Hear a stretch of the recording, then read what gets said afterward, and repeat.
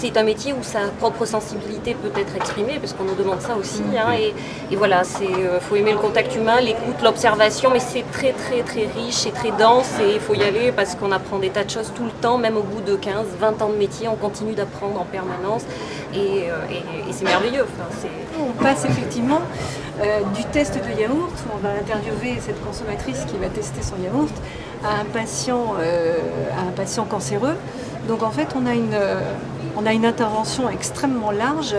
Si on n'était pas curieux de nature, on n'y serait pas, mais c'est un métier dans lequel on est tout le temps en train de découvrir de nouvelles choses, ne serait-ce que pas. Au-delà des méthodos, les sujets abordés, des univers, des situations, notamment en ethno, qui sont quelquefois tout à fait incroyables. On découvre à chaque fois des nouvelles méthodologies, il n'y a pas de routine dans une société de terrain puisqu'on a des partenaires variés et du coup on s'enrichit à chaque fois de nouvelles méthodologies, de nouvelles façons de travailler. Donc ça c'est pour moi le plus riche et le plus enseignant. Moi je travaille aussi plus à l'international, donc c'est la surprise d'un pays à l'autre, avec le fait de se comprendre parfois ou parfois de ne pas se comprendre aussi. Et ça change tous les jours. Et puis tous les matins, on a un mail qui est « Ah, surprise, qu'est-ce qu'il va falloir faire pour ce soir ?» On n'avait pas prévu. Donc je dirais le plus marquant, c'est la nouveauté et la surprise en permanence. C'est toujours un grand respect de la personne qu'on écoute, puisqu'au fond, on vient l'écouter. On n'interroge pas des cibles, on interroge vraiment des hommes et des femmes. On travaille avec des humains.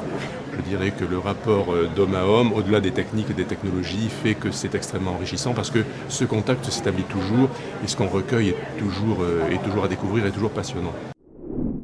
Au CHU de Montpellier, je me suis retrouvé en salle de réveil des urgences aux côtés d'un anesthésiste en tenue stérile verte complète, c'est-à-dire le calot, le masque, j'avais les bottes, tout, et j'avais des gants et mon magnéto à la main et j'interviewais un anesthésiste sur un des derniers anticoagulants en fait et de temps en temps il me laissait là, il fonçait voir comment allait le patient, il réglait quelques trucs sur son écran, quelques tubes, ça bipait tout. Il revenait, il disait je vous écoute. On a tous des anecdotes, on a des anecdotes de terrain extrêmement difficiles sur le plan de la logistique parce que quelquefois il faut organiser des salles pour recevoir 6 frigidaires, des quantités de produits frais, tester les yaourts de toute l'Europe et à l'époque c'était heureusement pas les 27 pays, mais il faut gérer toutes les livraisons, il faut travailler dans un temps extrêmement court et ça donne lieu effectivement à des acrobaties extraordinaires dont on garde forcément des bons souvenirs.